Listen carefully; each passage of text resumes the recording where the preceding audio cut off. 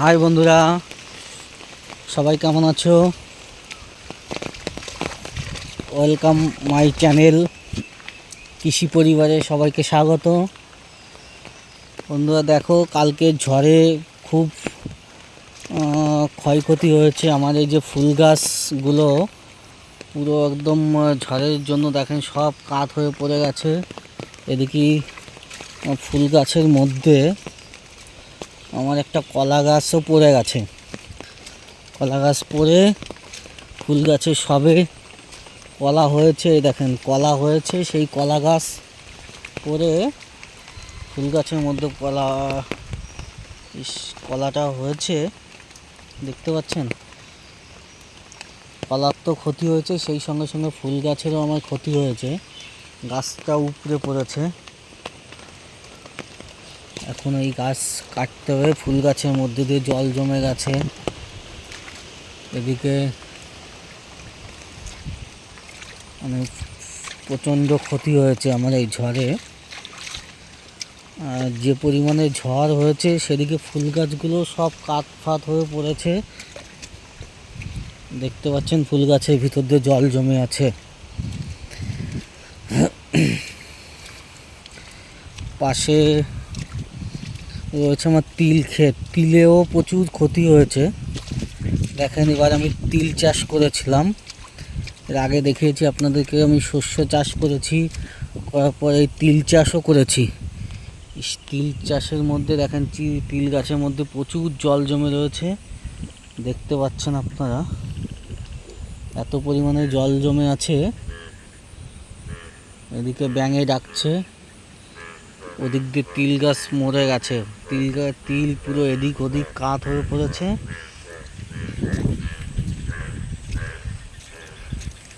এই তিল গাছের থেকে তিল ক্ষেত থেকে জলটা বের করতে হবে। দেখেন কি পরিমাণে জল হয়েছে। দেখেন এই তিল গাছের মধ্যে দিয়ে প্রচুর জল জমে গেছে। এই যে পরিমাণে জল জমে গেছে তিল গাছে, দেখতে পাচ্ছেন। আর তিল গাছ এদিক ওদিক কাত হয়ে গেছে, এই যে জল জমে গেছে, আমার প্রচুর ক্ষতি হয়ে গেছে। এই চাষ করতে ভালো লাগে, কিন্তু এই চাষ হওয়ার পরে প্রাকৃতিক দুর্যোগের যে পরিমাণে ক্ষতি হয়েছে, এই ক্ষয়ক্ষতি প্রত্যেকেরই হয়েছে। যারা চাষ করে তাদের প্রত্যেকেরই এরকম ক্ষতি হয়েছে প্রচণ্ড পরিমাণে। মাঠে যেভাবে জল জমে গেছে আপনারা বুঝতে পারছেন। দেখেন এখনো বৃষ্টি হচ্ছে।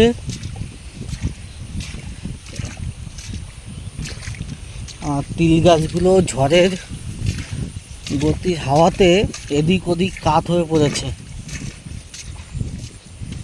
দেখেন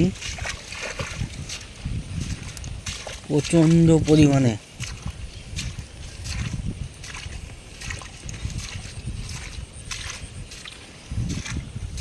চাষের যে ক্ষতি, দেখেন এখান থেকে কতটা জল, পুরো দেখেন পুরো তিল ক্ষেত জলে, পুরো জলে আর জল, আর জল। দেখেন, দেখতে পাচ্ছেন পুরো তিল গাছের মধ্যে জলে ভর্তি, এবং তিল গাছ দেখেন মরে যাচ্ছে।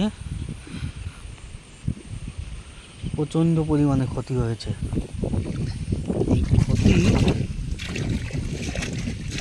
কি করে পূরণ হবে জানি না। এত কষ্ট করে এত কিছু করে আমি তিল চাষ করেছি। পুরো তিল গাছের মধ্যে দিয়ে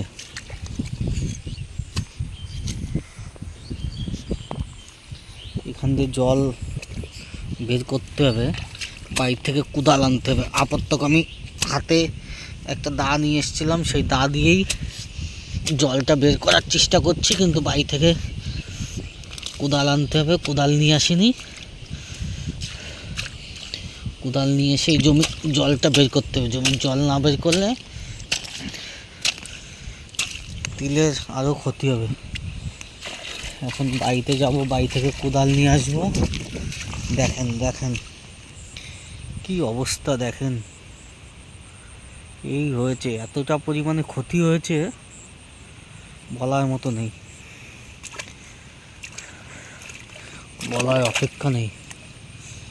প্রচুর ক্ষতি হয়ে গেছে আমার। চারিদিকে জল আর জল, শুধু এই জমি থেকে জলটা ছাড়িয়ে দিতে হবে। এদিকে লম্বু গাছের ডাল ভেঙে পড়েছে, আর এতটা জল জমে গেছে, এতটা পরিমাণে এই তিল গাছ আর বাঁচবে না। প্রচুর ক্ষতি হয়ে গেছে আমার। এদিকে ফুল গাছেও জল জমে আছে। চাষ করতে গেলে যে এতটা, চাষিদের সারা জীবনেরই কষ্ট, ফসল তৈরি করা থেকে ফসল তোলা পর্যন্ত প্রচুর কষ্ট করতে হয়। যারা চাষ করেন তারা জানেন, গ্রামের যে সমস্ত চাষি বন্ধুরা আছে তারা জানেন যে কত কষ্ট করতে হয় একটা ফসল তৈরি করতে গেলে। ভগবান এইভাবে চাষিদের ক্ষতি করে দেয়। দেখেছেন কি অবস্থা হয়েছে, এই যে সব কলা গাছে,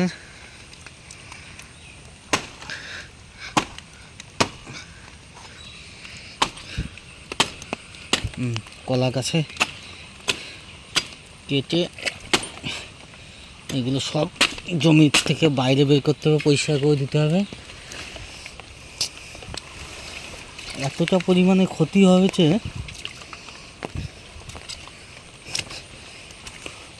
এত টাকা খরচা করে চাষ করছে, প্রচুর ক্ষতি হয়ে গেছে। দেখতে পাচ্ছেন, দেখেন কলা গাছটা পড়েছে এমনই, দেখেন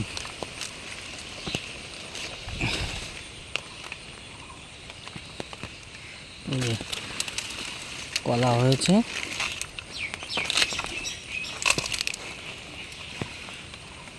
দেখতে পাচ্ছেন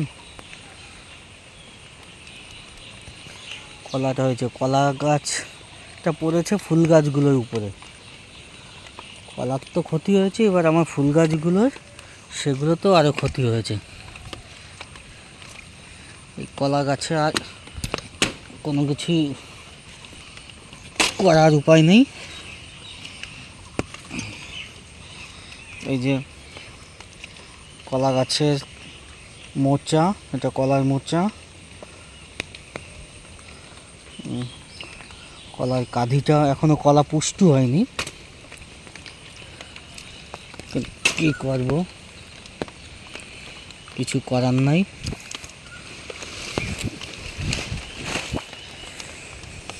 আমরা লোকের সঙ্গে গন্ডগোল ঝামেলা করতে পারি, কিন্তু ভগবানের সঙ্গে কিছু করার ক্ষমতা আমাদের নেই। দেখেন কলা,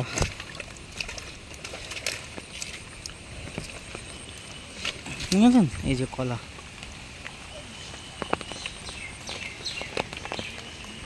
এই কলা এখনো পুষ্টি হয়নি।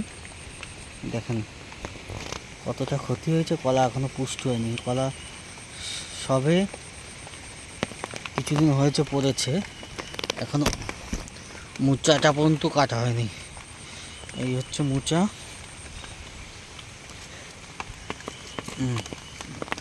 এটা এখন বাড়িতে নিতে হবে।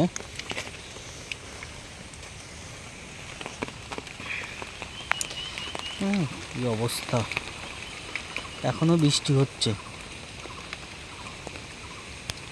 আকাশে এখনো আকাশ ভারী হয়ে আছে, বৃষ্টি অনর্গল পড়েই যাচ্ছে।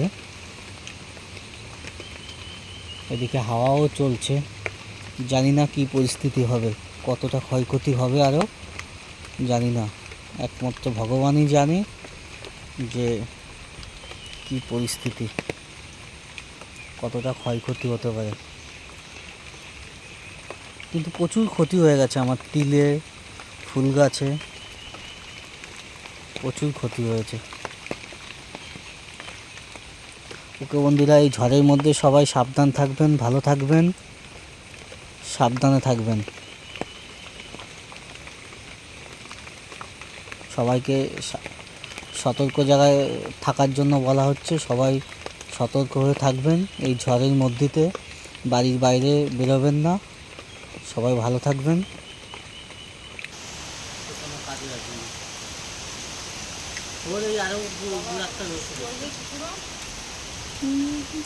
থাকুক ওটা পরে আমি এসে থাকি যাবো না। হ্যাঁ, আর ইয়েটা চাবিটা কোনো কী করবে?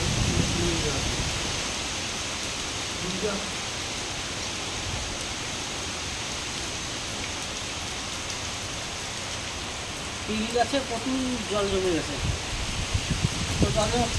এতটা জল হয়ে গেছে। এগুলো সব আল কেটে দিয়ে আসলাম, আল কেটে এখন জলটা সারিয়ে দিচ্ছে। মানে তিল গাছ তো সব মনে হয় মরে যাবে। কী করতে পারছি না, পুরো ভিজে ফুটে গেছে। জল ছাড়া যায় এখন, জল ছাড়া দিয়ে এসছি আর দেখি এসে যাবো দেখি। বা বৃষ্টি হচ্ছে, সব ফুল গাছ কাঠ হয়ে পড়ে আছে।